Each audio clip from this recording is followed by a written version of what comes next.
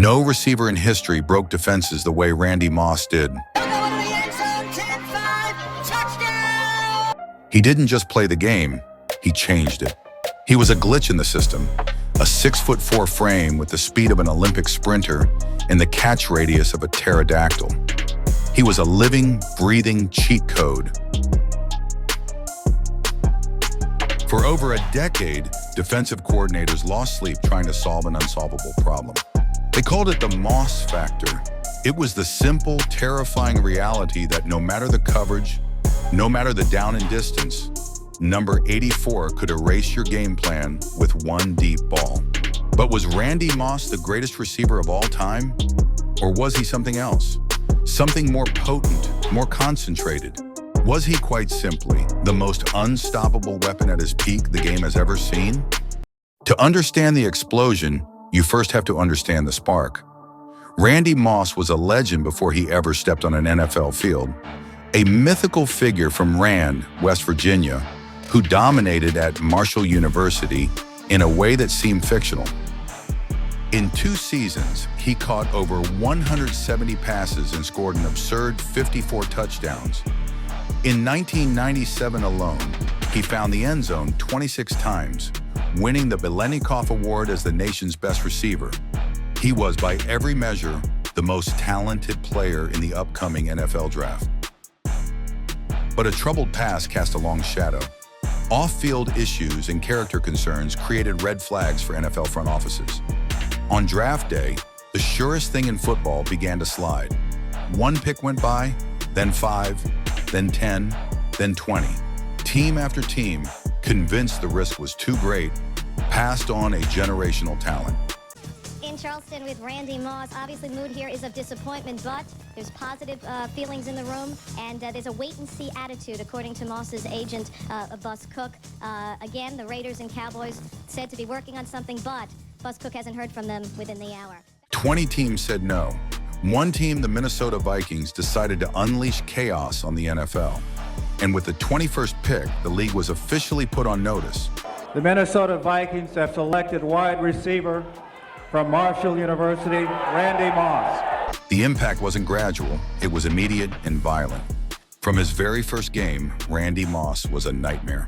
In his rookie season in 1998, he posted a stat line that still looks like a typo. 69 receptions, over 1,300 yards, and a rookie record 17 touchdowns. He didn't just play well, he broke the mold for what a rookie receiver could be. And on the biggest national stage, Thanksgiving Day, he delivered his masterpiece. The Dallas Cowboys, the team he grew up cheering for, had passed on him in the draft. So in their stadium, in front of the entire country, he exacted his revenge. He caught 3 passes for 163 yards and 3 touchdowns. It was the most dominant, efficient, and disrespectful performance imaginable. Defenses had no answer. How do you stop a player who is taller than your corners and faster than your safeties? You couldn't press him, he'd run by you. You couldn't play off him. His stride would eat up the cushion in seconds. You couldn't double him because he'd just jump over both of you. That rookie year was just the beginning. For 7 seasons in Minnesota, Moss was the engine of one of the most explosive offenses in history. Alongside Hall of Famer Chris Carter, he formed a legendary duo. With quarterback Dante Culpepper, he perfected the art of the deep ball. In those 7 years, he scored over 90 touchdowns. He was a constant, a force of nature that defenses had to account for on every single snap. His presence fundamentally altered defensive philosophy. Teams began to popularize the cover 2 shell, a defense with 2 deep safeties, almost exclusively to try and contain him. They were willing to sacrifice their run defense just to put a lid on the top of the offense. But it rarely worked. Off the field, his persona was just as electric. He was brash, confident, and unapologetically himself.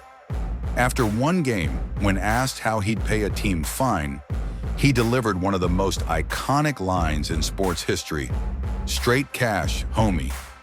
Moss wasn't just a great player, he was the prototype of the modern superstar receiver, a physical freak with an undeniable swagger. But every prime has its valley. After being traded to the Oakland Raiders in 2005, the magic seemed to vanish. Plagued by injuries and stuck on a dysfunctional team with poor quarterback play, Moss's production plummeted. The narrative shifted. He was no longer a game breaker. He was labeled lazy, a quitter, and washed. In 2006, he caught just 42 passes and 3 touchdowns. The most fearsome weapon in football had been disarmed. Was this the end of Randy Moss's prime? Or was it just the calm before the storm? In 2007, for the cost of a 4th-round pick, the New England Patriots decided to find out. They paired a motivated, healthy Randy Moss with the greatest quarterback of all time, Tom Brady. And what followed was not a comeback, it was a resurrection. It was the single greatest season a wide receiver has ever had. The numbers are staggering. 98 catches, nearly 1,500 yards, and an NFL record 23 touchdowns. He didn't just break the record, he shattered it. Week after week, he burned double coverage, made impossible fingertip grabs, and high-pointed the ball in the end zone with an arrogance that said, "You knew this was coming, and you still couldn't stop it." The Patriots went 16-0 in the regular season, scoring more points than any team in history. 2007 Moss was video game mode in real life. He was the final boss, and the rest of the league was playing on rookie difficulty.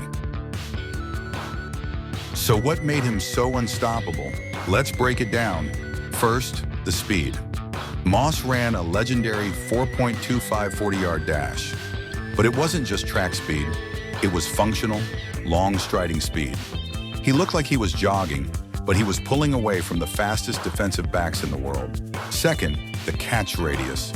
At 6'4" with a reported 40-plus inch vertical, Moss played on a different plane. Quarterbacks didn't throw to him, they threw it up to him. The ball didn't have to be perfect. It just had to be in the same zip code. And finally, his body control. He could adjust to any throw, contorting his body mid-air to make a catch look effortless. This combination created what coaches call deep threat gravity. His mere presence on the field pulled safeties out of position, opening up everything underneath for his teammates. We see flashes of him today. We see Justin Jefferson's route running, Tyreek Hill's pure speed, Jamar Chase's physicality. But do any of them truly Moss defenders the same way? That's the thing about Randy Moss. His impact transcended the field. His name became a verb. When a receiver makes a spectacular jump ball catch over a defender, we all know what to call it. You got mossed. It started as an ESPN segment, but it became playground slang, a permanent part of the football lexicon. To this day, defensive back coaches use Moss rules when teaching young players how to defend the deep ball, a testament to the fear he instilled. He was on the cover of Madden, his swagger was imitated, and his legend grew beyond the box score. So, does that make him the GOAT, the greatest of all time? When you look at the career numbers, the longevity, the championships, that title belongs to Jerry Rice. And no one can argue that. But the question was never about the greatest career. It was about the greatest prime. And at his peak, no one was scarier. Not Rice, not Calvin Johnson, not Terrell Owens. Prime Randy Moss was a force that broke the game. He had two distinct, legendary peaks. The explosive, raw athlete in Minnesota and the refined, record-shattering veteran in New England. Prime Moss wasn't the GOAT career-wise, but no one was more feared at their absolute best. Who should we cover next? Prime Calvin Johnson or Prime Terrell Owens? Let us know in the comments below. Thanks for watching. Write the check yet, Randy? When you rich, you don't write checks. How do you pay, man? Huh? If you don't write checks, how do you pay these guys? Straight cash, homie.